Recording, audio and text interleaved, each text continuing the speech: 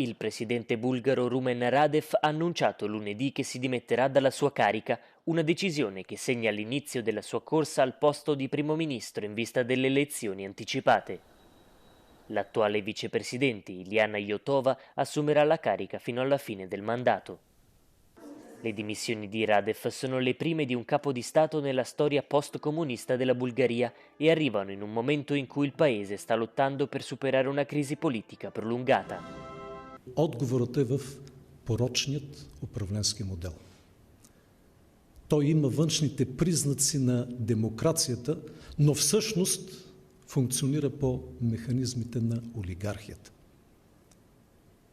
Българската политика се случва извън институциите.